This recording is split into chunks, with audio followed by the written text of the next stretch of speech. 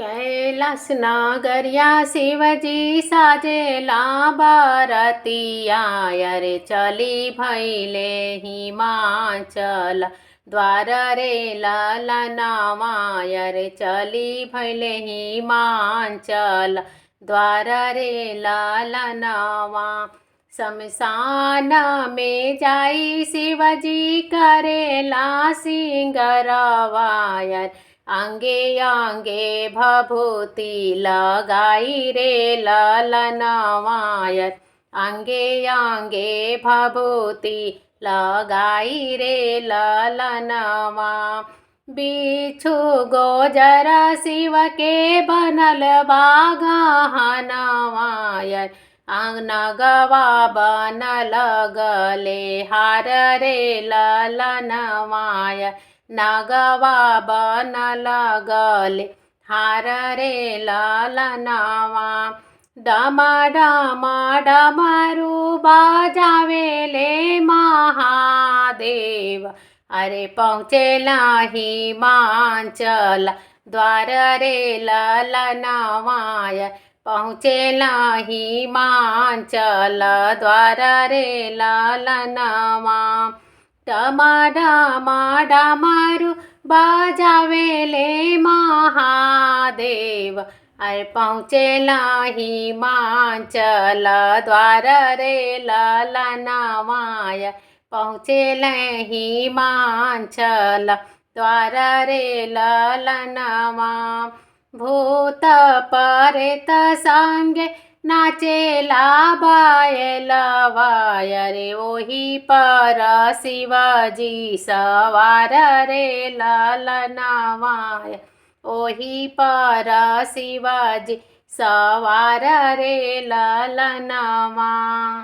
सब कोई देखेला जन बाजन सासु नीर खेली दामाद रे ललनवा अरे सासु नीर खेली दामाद रे ललनवा। फूल ऐसन गौरा के बरबाऊ रहवाय मुहावा में एको नाही दांत रे ललनवाय मुहावा में एको नाही दांत रे ललनवा। आंगे आंगे गमकेला गजवा के धुआंवाय बगरवा में साप लहराए रे ललनवाय गरवा में साप लहराए रे ललनवा। आंगे आंगे गमकेला गजवा के धुआंवाय गलवा में साप लहराए रे ललनवा। 12 बरिसवा के गौरा हमारी दुल्हा 60 बरिस रे ललनवाय दुल्हा 60 बरिस रे ललनवा। भले गौरा रही है हो अपने नाई हरवाय नाही भेजबो बुढ़वा के साथ रे ललनवाय रे नाही भेजबो बुढ़वा के साथ रे ललनवा। मधुमक्खी के रूप धई के आवेली गौरा दे अरे शिवजी के कनवा में बोले रे ललनवा अरे शिवजी के कनवा में बोले रे ललनवा। भेष बदली शिवजी धरी सुंदर रूपवाय रोवेलिया हमार रे ललनवाय रे रोवेलिया हमार रे ललनवा।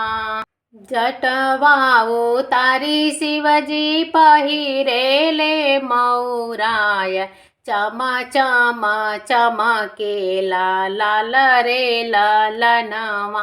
अरे चमा चमा चमके हीरा लाल रे ललनवा। नगवा निकाली शिवजी पहिरेले मोती मलवाय। कनवा में सोनवा के बाली रे ललनवा। अरे कनवा में सोनवा के बाली रे ललनवा। धोती पहिरे शिवजी कुर्ता पहिरले। मस्तक पर तिलक लगावे रे ललनवा। अरे मस्तक पर तिलक लगावे रे ललनवा। आवन सासु हो यावन सरहज। अरे परिछन दुलरु दामाद रे ललनवा। अरे परिछन दुलरु दामाद रे ललनवा। कलटीका लगाई सासु नजर उतारे। लागे नाही केहू के नजर रे ललनवा। अरे लागे नाही केहू के नजर रे ललनवा। ब्रह्मा जी बेदवा उचारे मंडप बीचे।